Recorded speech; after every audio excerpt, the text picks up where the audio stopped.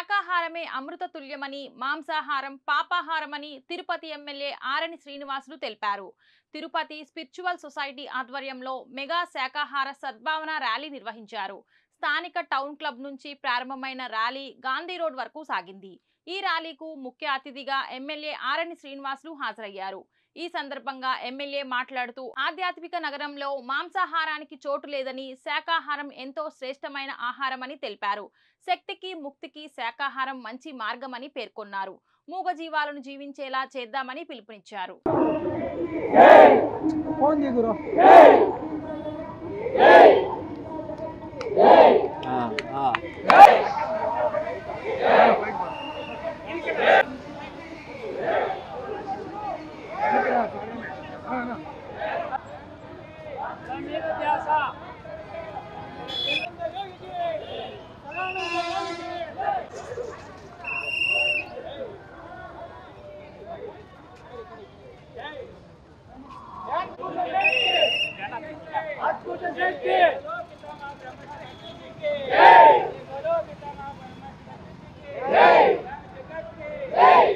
Mega శాకాహార ర్యాలీని యోగా పెద్దలందరూ ప్రారంభించడం చాలా మంచి కార్యక్రమం.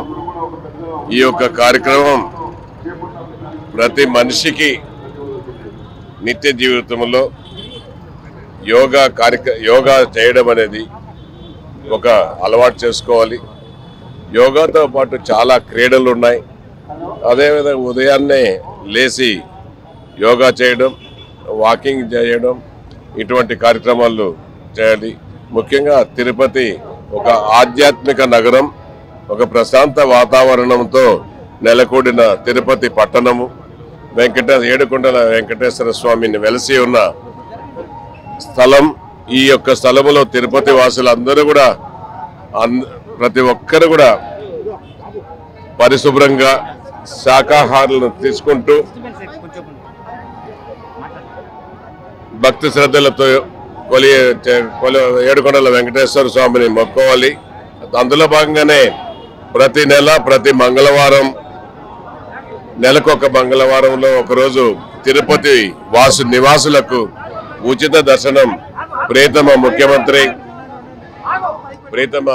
ఉప ముఖ్యమంత్రి గారు కల్పించడం చాలా సంతోషం. సాక్షాత్ మన